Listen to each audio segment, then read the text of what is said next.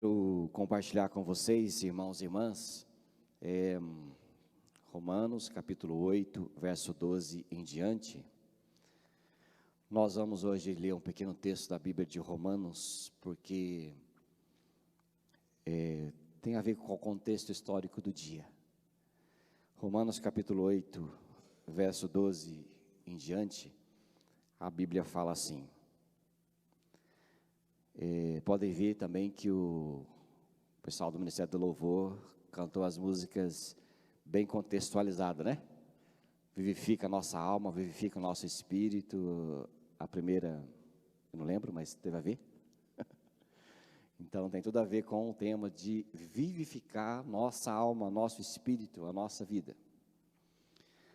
Então, Romanos 8 fala: assim, pois, irmãos e irmãs, somos devedores não à carne, como se estivéssemos obrigados a viver segundo a carne. Porque se vocês viverem segundo a carne, caminharão para a morte, mas se pelo Espírito mortificarem os efeitos do corpo, certamente viverão. Pois todos os que são guiados pelo Espírito de Deus, são filhos de Deus. Porque vocês não receberam o Espírito de adoção, por meio do qual clamamos, Abba, Pai. Porque vocês são os filhos que clamam, Abba, Pai, diz uma versão interessante que eu gosto. O próprio Espírito confirma ao nosso espírito que somos filhos de Deus. E se somos filhos, somos também herdeiros, herdeiros de Deus e co-herdeiros com Cristo, se com Ele sofremos, para que também com Ele sejamos glorificados. Esse é o texto da Bíblia muito interessante, que faz parte da história da vida do pregador chamado John Wesley, que aprendeu a andar segundo o Espírito, ouvindo uma mensagem de introdução ao livro de Romanos, porque o livro de Romanos, ele é a nossa fé sistematizada, explicada, não só em palavras, mas na experiência, e este é um livro muito especial, que faz parte da nossa vida, do nosso coração, da nossa experiência, e ele fala de busca. Qual que tem sido sua busca? Parou para pensar um pouquinho? Qual tem sido sua busca? Nesses tempos de ações limitadas, em que a gente fica de modo limitado a viver, e muitas coisas que gostamos e que preenchia a nossa mente agitada, elas já estão limitadas, então ela começa a dar espaço para muitas aparentes crises. Crises porque você não sabe como vivia e viveria sem os expedientes que distraem sua mente, e hoje você é levado a pensar um pouquinho mais pessoalmente nas suas escolhas, na sua vida. Você é levado a pensar um pouquinho mais na situação que você vive, você descobre suas limitações, descobre quão distraído, agitado você era. Tantas coisas vêm à nossa mente, e às vezes a insatisfação vem sobre pessoas que eram distraídas por muitas coisas, e que agora elas passam a observar melhor em si mesmo, como elas vivem agora. Então, a gente descobre o que estávamos buscando sempre e de modo desenfreado. Então, qual que é a sua busca? Qual tem sido a sua busca? Algumas pessoas procuram dinheiro, outras pessoas procuram estabilidade, outras pessoas procuram relacionamentos, outras pessoas buscam por sexo, vícios, tantas coisas que preenche uma mente agitada e tem mostrado qual era a sua busca. Mas outros procuram, na sua busca, ou passaram a procurar, uma espiritualidade viva, uma alma vivificada, uma espiritualidade que ela vai além do comodismo e ela passa a ser uma realidade na sua vida, na minha vida. Qual tem sido então a busca? O que você vai buscar daqui para frente, depois de passar tanto tempo pensando um pouquinho? John Wesley buscava a espiritualidade viva. As suas palavras sobre a sua experiência naquela noite de 24 de maio de 1738, ele fala assim no seu diário: à noite fui, sem grande vontade, a uma reunião na rua Aldersgate, onde alguém lia o prefácio de Lutero à carta bíblica de Romanos. Por volta das 8:45 da noite, enquanto ele descrevia a mudança que Deus realiza no coração pela fé em Cristo, senti meu coração estranhamente aquecido. Senti que confiava em Cristo, somente em Cristo para a salvação. E uma segurança foi-me dada de que Ele havia perdoado os meus pecados, sim, todos os meus pecados, e salvou-me do pecado e da morte. Nessa experiência do coração aquecido, Wesley encontra aquilo que tanto desejava ao longo da sua vida: a transformação da sua religião de temor numa religião de amor e experiência prática. Como dizia, relembrando a parábola do filho pródigo, porque o filho pródigo, se é que a gente pode chamar assim, há tanta controvérsia sobre isso, mas aquele filho que foi embora era livre, o que ficou era escravo, porque passou da condição, ele precisava passar da condição de escravo para filho, mesmo sendo filho. Assim a realidade de muitos cristãos. Então daí a sua relação com Deus, ante essa vida legalista, que passou a ser uma vida de relação de fé e uma relação de confiança. Essa foi a busca de John Wesley, o homem de Deus, para que a sua alma fosse vivificada, uma alma viva. A gente não idolatra e nem fala sobre um fundador de metodismo, coisa parecida, não é isto.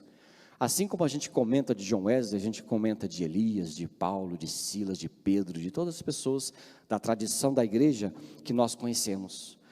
O que a gente gosta de destacar quando chega a um tempo desse foi a marca do metodismo que levou as pessoas a buscarem uma fé viva, uma fé além de uma prática sem nenhuma vida, mas uma fé onde ela faz diferença na nossa vida, onde nós passamos de escravos para filhos, porque muitos cristãos religiosos são escravos, eles não são filhos. Era essa a diferença que Wesley queria viver na sua vida, porque a vida dele, em toda ela, foi muito religiosa o tempo todo. Ele nasceu na religião. O seu pai o obrigava o induzir, né, como obrigava, mas ele a ser um ministro ordenado desde muito cedo. E ele começou a sua busca por Bíblia, por religiosidade, por prática religiosa, por boas obras o tempo todo, como forma de validar a sua vida cristã e conquistar o seu lugar no céu. Era isso que deixava Wesley angustiado, porque a religião por si mesma, ela não funciona. Você soube ou sabe disso?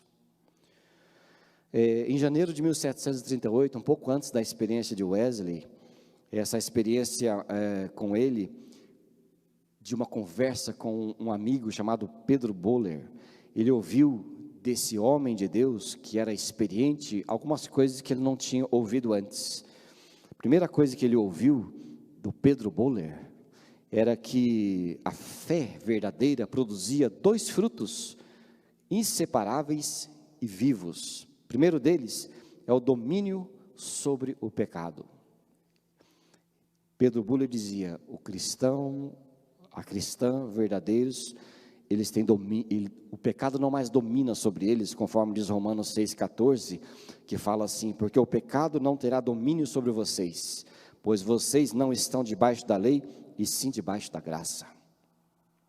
E o outro fruto era a paz constante, que surgia da consciência do perdão de Deus, ali em Romanos capítulo 5, verso 1, e que também Romanos 8, verso 1, fala quase a mesma coisa, dizendo assim: justificados, pois, mediante a fé, temos paz com Deus por meio do nosso Senhor Jesus Cristo.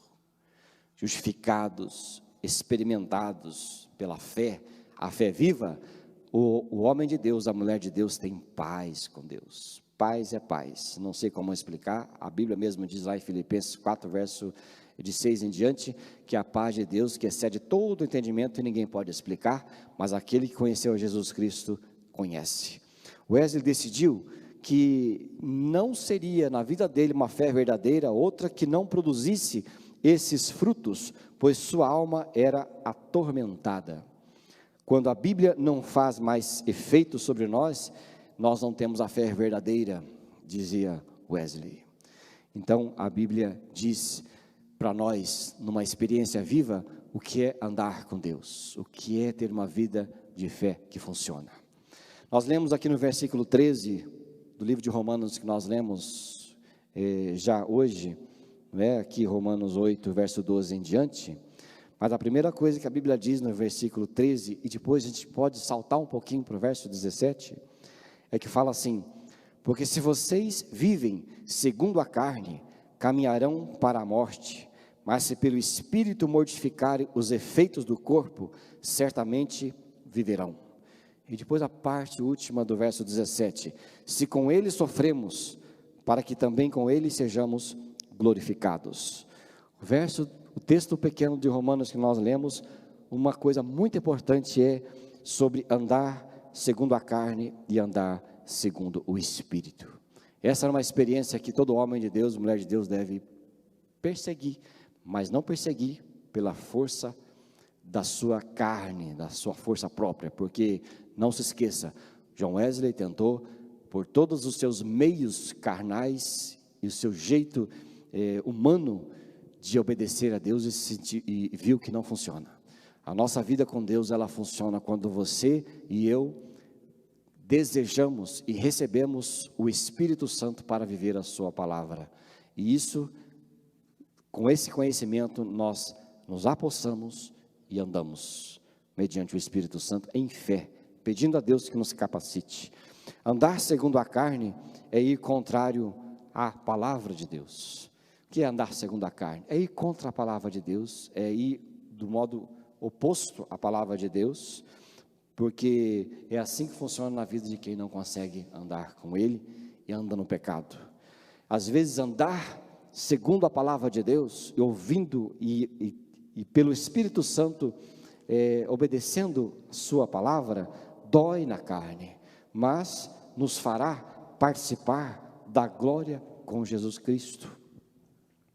O pecado, ele tem os seus clamores, mas quando nós olhamos e andamos pelo Espírito Santo, rejeitando as obras da carne, dói na nossa carne. Como é que dói?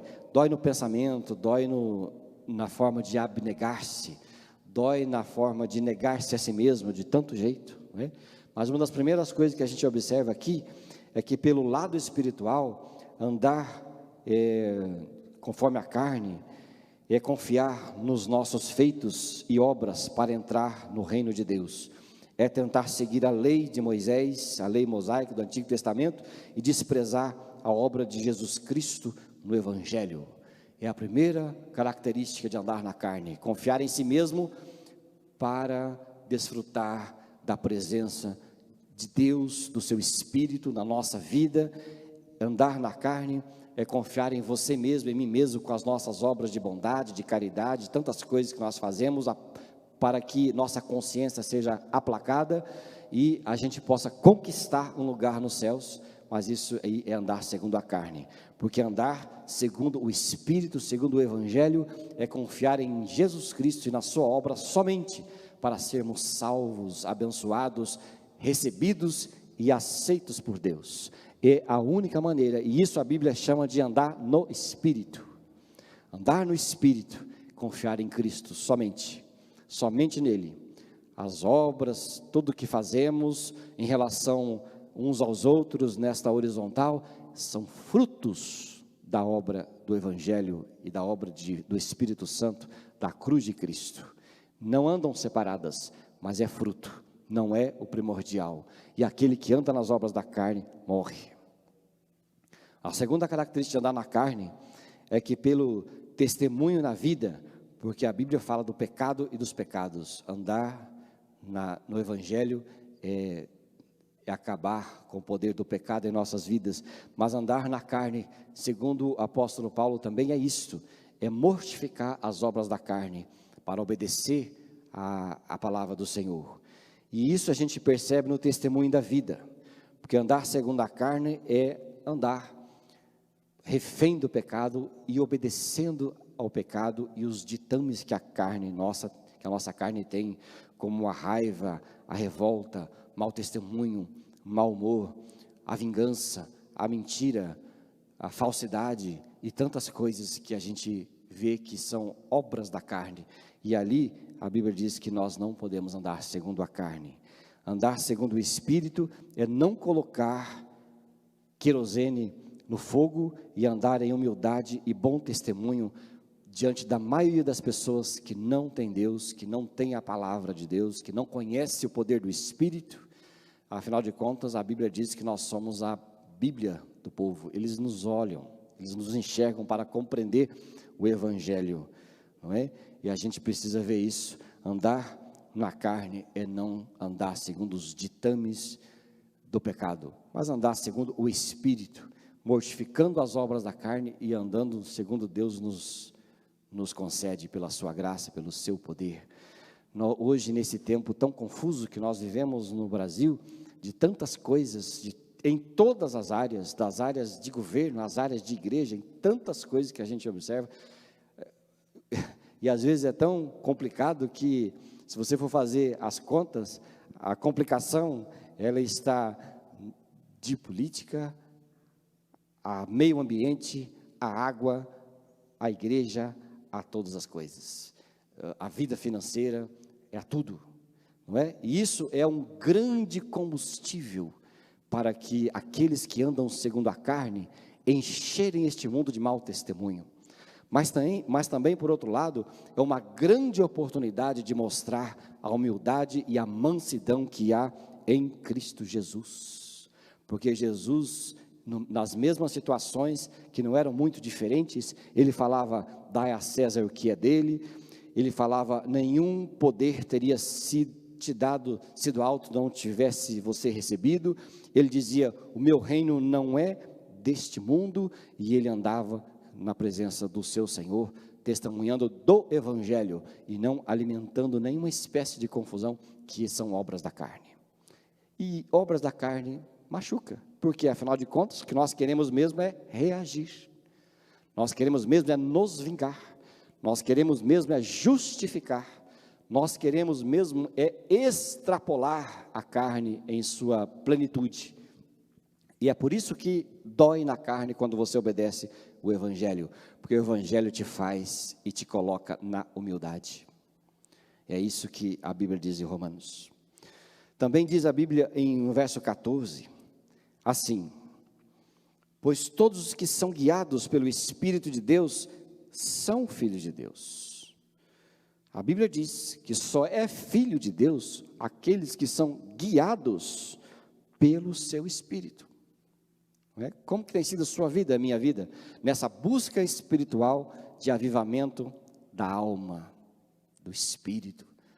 Não é? Você tem sido guiado por quem? Porque só tem duas fontes para me guiar e te guiar: ou é o Espírito Santo ou é o diabo, ou é você mesmo. Não sei o que é pior, se é o diabo ou nós mesmos, ou você mesmo. Mas uma coisa é certa, a Bíblia diz que só são filhos e filhas os que são guiados pelo seu Espírito. Faça como John Wesley, tire a prova real. Sabe a prova real que você fazia na matemática? Não sei se você ainda lembra, eu não lembro mais, mas aquelas coisas todas, faz a prova real, não é? Sou filho, quem me orienta? Eu mesmo me oriento, a televisão me orienta, o que eu leio me orienta, o diabo me orienta, eu mesmo sou cheio de opinião, vontades e desejos, eu mesmo me oriento, falo o que eu quiser, quando eu quero, na hora que quero? Ou é o Espírito Santo que te orienta? Porque a Bíblia diz que aquele que se humilhar será exaltado, e aquele que se exalta será humilhado. Verso 15, diz a Bíblia: porque vocês não receberam um espírito de escravidão para viverem outra vez aterrorizados. A Bíblia diz ainda aqui, no texto que nós estamos lendo, que muitos têm a experiência de escravos e não têm a experiência de filhos. John Wesley tinha a experiência de escravo, grande parte da sua vida. Ele não tinha experiência de filho, ele tinha experiência de escravo. Assim como ele, a gente pode ainda estar com a experiência de escravo e não de filho. Como é que ele sabia que tinha a experiência de escravo? Na sua história, ele dizia, na sua experiência também, ele falava: eu servia a Deus de modo involuntário, com base na obrigação. Nossa vida com Deus é assim: se ela é obrigação, você é escravo. Tudo que você faz forçado, tudo que você faz obrigado, tudo que você faz no mau humor, na reclamação, na murmuração, é vida de escravo. Se você se vê na sua contabilidade espiritual desta maneira, como Wesley se via, você é escravo, e eu sou escravo, porque o Filho de Deus não vive desse jeito. O Filho de Deus ama a Jesus Cristo de todo o seu coração, e tudo que faz como lucro, como servos inúteis, que não fazem mais do que a sua obrigação. A gente vê muitos cristãos fazendo na obrigação e achando que ainda fazem muito, mas na verdade não fazem nada, porque quem morreu na cruz do Calvário, ensanguentado, todo estrupiado, foi Jesus Cristo, não foram, e Ele fez no nosso lugar. Quem merecia éramos nós e não Ele. John Wesley dizia: eu vivia entre a lei aterradora e o evangelho libertador. Isso é vida de escravo, né? Ele vivia tentando, observe bem, não edite meu vídeo. Ele dizia: a lei me aterrorizava, porque eu não conseguia cumprir. E além de não cumprir, ela era a base da minha aceitação. Esse era o pensamento de John Wesley. E assim pode ser o nosso pensamento também. E ele dizia: o evangelho era libertador, e ele vivia entre a balança, a bipolaridade, entre o terror e o amor. Isso é vida de escravo, quando você não se entrega a Jesus de verdade, e fica tentando fazer com que o bom comportamento seja a base da sua vida. Então seus dilemas persistiram assim por muito tempo, e sempre ele vivia incomodado e orando para que a condição dele mudasse. Eu, na verdade, irmãos e irmãs, eu não acredito que John Wesley não era convertido. A gente ouve muito falar sobre isso, né, que John Wesley só se converteu, que eu não gosto nem um pouco desse negócio, mas que John Wesley se converteu depois da experiência do coração aquecido. Na minha opinião, isso não é verdade. Na verdade, acontece que muitas vezes a conversão, ela não vem acompanhada de confiança e disposição de fé para o descanso em Cristo. Muitas pessoas nascem de novo, mas a sua alma permanece na guerra interior entre o descanso e a disposição, por não se permitirem a transformação que o Espírito Santo proporciona a mim e a você. Não se entregam de fato, mas como Wesley, permanecem incomodados e buscam a presença e o poder do Espírito Santo até encontrarem esse descanso. Não acredito, né, que ele não era convertido. Ele era assim, ele só não tinha a plenitude da vida, a plenitude da confiança. Ele não se entregava, ele não confiava somente em Jesus para o seu descanso, para a sua vida abundante, para as coisas que ele conhecia, não é? Muitos de nós somos assim, nascemos de novo, recebemos como herança a eternidade toda, mas vivemos miseravelmente nesta terra. É assim mesmo.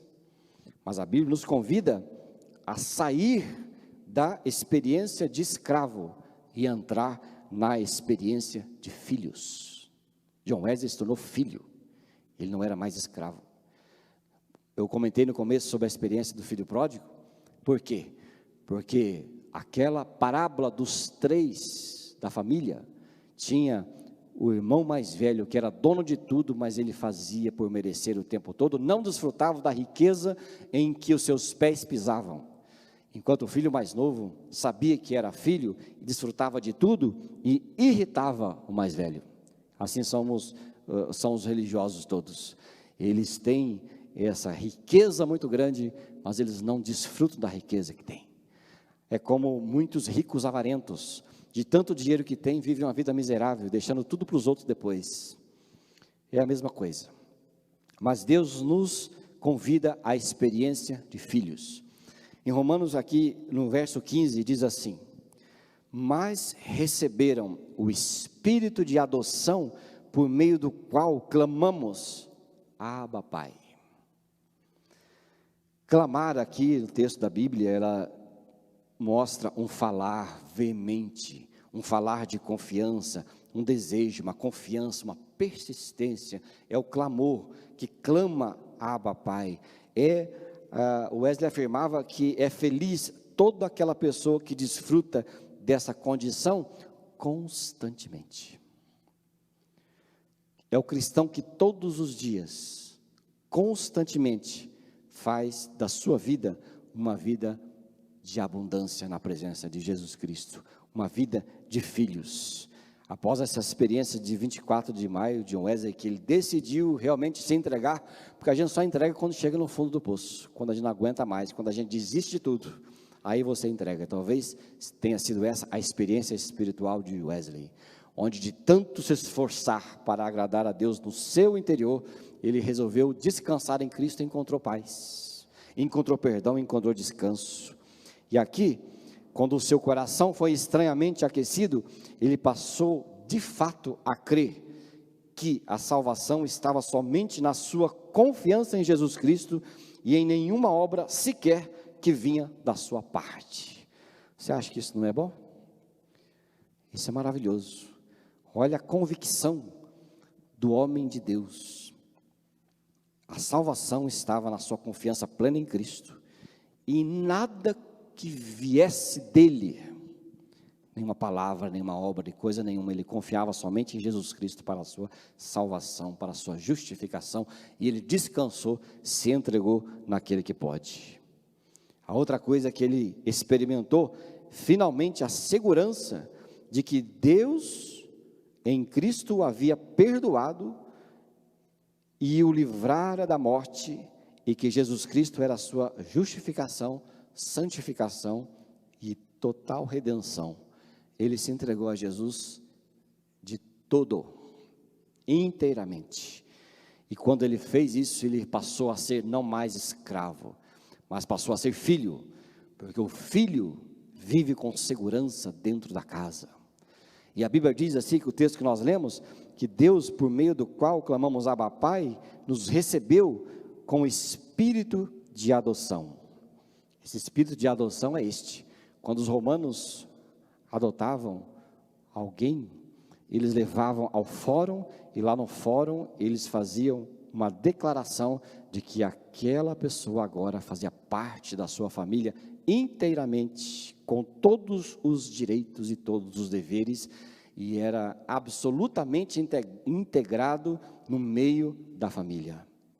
Era algo público. Então essa palavra adoção, ela é mais do que uma palavra que eu e você conhecemos aqui no Brasil, e no contexto que você conhece. Adoção era um termo jurídico, legal, era um termo em que dava todos os direitos àquele que era recebido.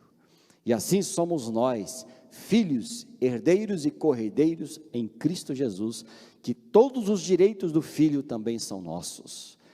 Tudo aquilo que ele tem também é nosso, e o direito de ir e vir também é nosso, o direito de estar na presença do Pai também é nosso, porque ele nos deu esse livre acesso ao Senhor, a Deus, o nosso Pai, e agora somos filhos, não mais escravos, filhos. Escravo é limitado, o escravo vive com medo, o escravo vive angustiado, o escravo não vive, o escravo ele está coagido dentro de um lugar onde está, da família onde está. Mas o filho tem plena e total liberdade. Aqui o homem de Deus reconheceu, e a Bíblia quer que nós reconhecemos que nós não somos mais escravos, mas filhos. Os filhos têm direitos, os filhos têm alegria. Eu acho engraçado que até há pouco tempo, minhas filhas pediam para comer alguma coisa que tinha em casa. A gente achava estranho, mas meu Deus, será que nós estamos sendo o quê? Né? Nós estamos sendo tiranos, ou sei lá, coisa, né? Tirano vem do Tiro, o rei Tiro, que punia os erros das pessoas lá no Império. Então, será que nós somos tiranos? Porque os filhos têm que pedir para comer leite condensado na geladeira, não é? Eu lembro quando eu era criança, o leite condensado era muito caro. Por isso eu compro de vez em quando leite moça, não compro aquelas marcas aguada, né? Eu compro leite moça de verdade. E eu falo assim, cuidado, não vão acabar com o leite moça. Porque eu roubava o leite moço da minha geladeira, porque era muito caro, e minha mãe principalmente ficava muito brava, porque tinha que durar muito. Aí eu ficava sempre temeroso. Hoje eu como 2, 3 latas, se quiser, porque hoje descobri que eu posso. Mas os filhos não precisam ter medo, os filhos podem ir e vir, pegar, fazer, não é? E os filhos são diferentes. Quando Wesley passou a ser filho, houve uma mudança na sua vida. A mudança no seu diário, ele fala assim, presta atenção, coisa mais linda que esta. Quando Wesley voltou para a sua vida cotidiana, ele foi sacudido por diversas tentações. Clamou a Deus por misericórdia e as tentações desapareceram. Antes não desaparecia, porque ele era escravo do pecado, era escravo. Agora ele orava, as tentações sumiam. Ele fala, não, o que aconteceu comigo? É o Espírito. Continua assim, conforme levantava os olhos aos céus, Deus lhe enviava a ajuda necessária. O escravo religioso levanta os olhos aos céus e não vê ajuda nenhuma. Porque não crê? Porque murmura? Porque tem a mentalidade e o espírito de escravo, não recebe mesmo. Essa era a grande diferença em relação às situações anteriores. Antes lutava com todas as forças, mas era quase sempre vencido. Agora, tudo mudava, ele era sempre vencedor. O religioso é sempre vencido. O filho, o que nasceu de novo, é sempre vencedor. O religioso sempre luta com as suas provações e nunca vence. O filho de Deus vence sempre. O religioso nunca recebe bênção dos céus, porque não tem o espírito de receber. Mas o filho de Deus recebe o tempo todo. Essa é a condição e diferença de escravo para filho. Quando o tentador o acusava, ele não tinha respostas para os dilemas da vida, assim como nós não temos muitas respostas, mas ele continuava a ter paz no coração. Você também é assim, no meio de toda essa pandemia generalizada, ainda tem paz no coração? Se tiver, você é filho. Se você viver atormentado, você é escravo e religioso. Além de tudo, dizia ele, seu mestre Jesus havia lhe proibido qualquer inquietação pelo dia de amanhã. Mesmo com temores, ele prosseguia em fé. Quando o tentador via e dizia assim, o seu futuro é incerto, ele dizia, meu Jesus me proíbe qualquer inquietação com o dia de amanhã. E ele não vivia mais inquieto pelo dia de amanhã. E olha que o dia de amanhã de Wesley foi longo. Num tempo em que o pessoal vivia até os 40 anos na média, sabe com quantos anos ele morreu, né? Com 93. Era muito tempo, né? Era quase o Matusalém da época. Matusalém, depois você vai pesquisar na Bíblia, se você não sabe. Viveu bastante. E ele então se tornou filho. De escravo ele se tornou filho. Não que ele não fosse filho, mas o seu interior era preso. Ele era escravo de si, escravo daquilo que ele recebeu dos seus pais, com uma religião muito austera. Mas de repente ele conheceu o Evangelho. O Evangelho, ele descobriu que liberta. E não prende, mas liberta. Aqui em Romanos verso 16, aqui o último conselho que ele tem é, o próprio Espírito confirma ao nosso espírito que somos filhos de Deus. O testemunho do Espírito de que eu sou filho de Deus e que você é filho de Deus.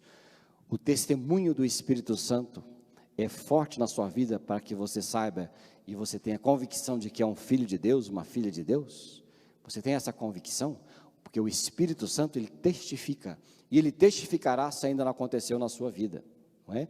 E que é essa testificação? Eu não sei bem explicar a você, porque quem tem essa testificação sabe que sabe que acontece, não é? Talvez uma impressão no interior forte que te mantém na convicção, nada te tira você, não é?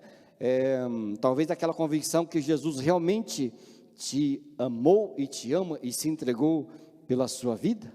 Talvez que todos os seus pecados foram realmente apagados e você vive hoje como alguém que é um vencedor acima das circunstâncias, mas que você crê que é um amado, justificado, que é alguém que é alvo da ação de Deus o tempo todo, da aceitação de Deus o tempo todo, e que você descansa nisso o tempo todo, que você não tem dúvida, não é?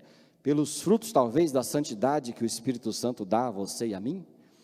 Uma coisa eu sei, que diz a Bíblia, que o próprio Espírito Santo de Deus confirma em nossa vida, em nosso espírito, que nós somos filhos de Deus e filhas de Deus.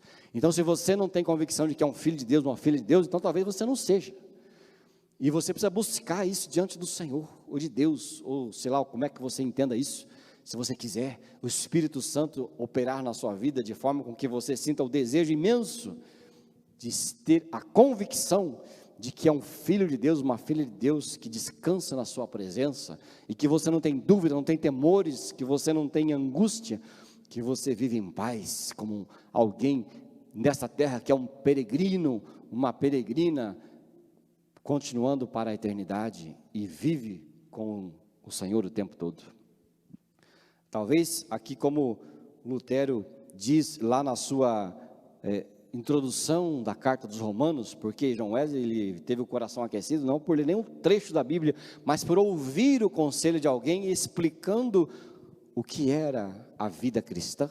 E quando o Lutero escreveu que a fé é uma energia no coração tão eficaz, viva e inspiradora, que é incapaz de permanecer inativa. A fé é uma constante confiança na misericórdia de Deus para conosco, pela qual nos lançamos inteiramente em Cristo e nos entregamos inteiramente a Ele. Ele dizia, a fé deve ser viva, fluir, a fé deve ser alegre, a fé ela faz parte do coração daquele que crê. A fé é quando você e eu temos aquela experiência no coração que você não duvida de nada e que o Espírito Santo opera, né? Uma linguagem do computador aí que eu aprendi com o Petrônio é que o protocolo é ativado quando você crê, Petrônio? Quando o protocolo é ativado, sua programação interior, interna toda é transformada, é mudada, de um escravo para um filho. De repente aconteceu o download espiritual, aconteceu a conversão inteiramente na sua vida, e que você agora descobre e descansa no poder de Jesus Cristo. Isso não se explica, isso se vive, não tem como passar para você pela internet, e nem em palavras, mas que você pode buscar, não é? É confiança, é espírito vivificado. Eu e você precisamos ter e viver sempre com o espírito vivificado. A experiência que ele teve aqui, lá naquele lugar, marcou a história dos cristãos, porque os cristãos desejavam agora então ter a mesma experiência, e todos os que desejam têm.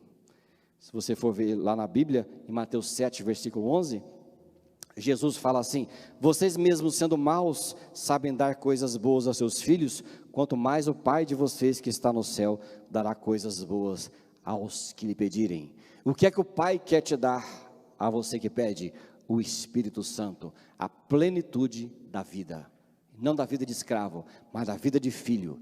Não da vida de um religioso que nasceu no meio de uma religião e hoje amarga uma religiosidade horrível de se viver. Não, Ele quer te dar o poder do Espírito para viver feliz, tranquilo, descansando no Senhor, não é? Antes e como é que eu faço isso? Eu não sei, eu quero compartilhar com você o seguinte, que não foi uma experiência que o Wesley teve de conversão imediata, daquele momento que passou a ser tudo o que almejava. Lembra que eu disse para vocês que eu não acredito que o John Wesley não era alguém que não era convertido? Pois é, até essa data de 24 de maio de 1738, Wesley passou pela peregrinação espiritual. Ele buscava na palavra, ele buscava na oração, ele buscava na comunhão da igreja. Até o ir naquela reunião onde aconteceu uma experiência, ele foi sem vontade, mas ele foi porque sabia que Deus tinha alguma coisa preparado para ele. A nossa conversão ou experiência de descanso, ela vem para nós quando nós estamos no caminho. Quando você está no caminho da busca, na peregrinação espiritual, na oração, no desejo, no pedir ao Pai.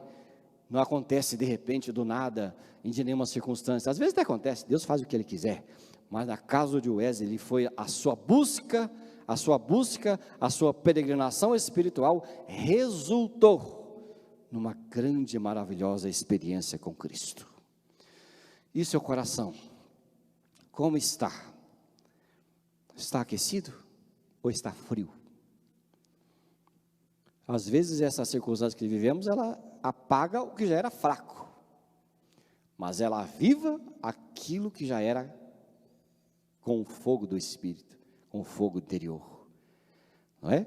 Às vezes, o nosso coração, ele precisa ser reavivado, mas Deus deseja isso, quer dar isso para nós, quer dar a mesma experiência, a mesma alegria. O Senhor quer dar para nós a vida plena, não é? E Ele pode fazer aí onde você está, mesmo na sua casa, no dia a dia, na sua madrugada de oração, no seu momento de oração. A vida espiritual verdadeira não depende de ambientes exteriores.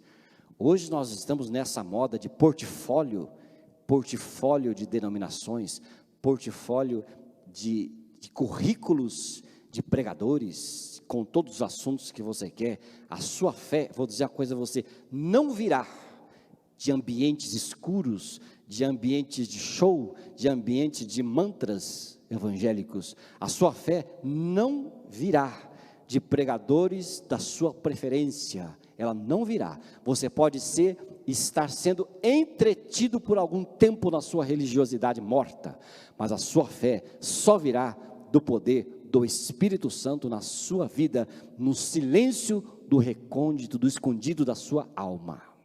Ali haverá avivamento espiritual, é dali. Então, querido, como tem andado o seu coração? Aquecido pela chama do Espírito ou resfriado pelos ataques deste mundo ou da religião morta? Eu vou orar por você agora, para que você, se quiser, saia da situação de escravo para uma situação de filho, não é? Eu vou orar com você, para que a sua vida seja abençoada. Se você vive na alegria de filho, aleluia, passe adiante, faça como Wesley, escreva, pregue, testemunhe, fale da sua alegria em Cristo, e outros serão contagiados. Mas se está fraco, Deus quer te aquecer. Se a sua contabilidade espiritual te mostra que você vive uma religião forçada, peça a Deus, Ele vai te dar uma religiosidade viva, e você vai ser abençoado, abençoada, tá bem? Vamos orar, que o Espírito Santo abençoe sua vida, através dessa palavra, dessa conversa nossa aqui, que o Espírito Santo faça obra no seu coração. Vamos orar, aí na sua casa mesmo, onde você está com a sua família, põe a mão no seu coração, ore a Deus, peça licença a quem está do seu lado aí, a sua esposa, seus filhos, talvez não vão entender o que você vai fazer, porque às vezes é assim mesmo. Coloca a mão no seu coração, fecha teus olhos e vamos orar.